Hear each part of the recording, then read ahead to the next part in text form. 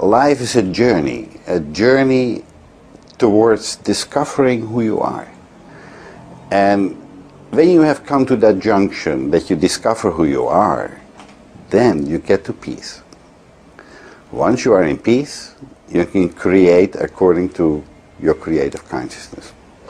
But this has been very difficult. We have been trying for thousands and thousands of years to create a world that is prosperous, where we recognize one another as divine and equal, and share and cooperate. But we have never been able to do that. Now, why is that? I've been asking myself that question.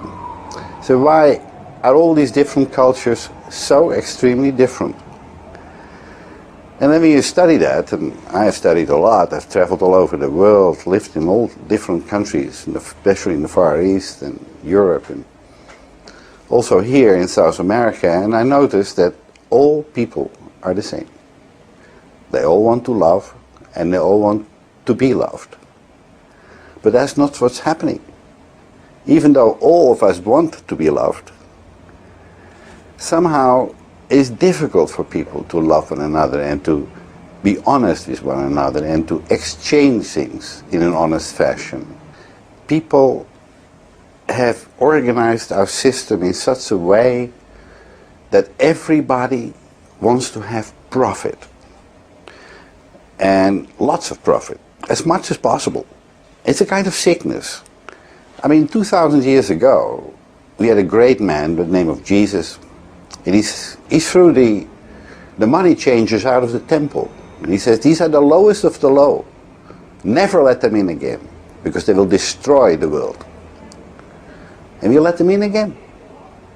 And here we have all these bankers, and now everything is economy, and everybody has to make profit, and everybody's running around, and it has become a crazy world. And nobody respects anybody anymore. But everybody uses everybody, and it's become a sad situation. Love is being totally forgotten. And that is because of our system.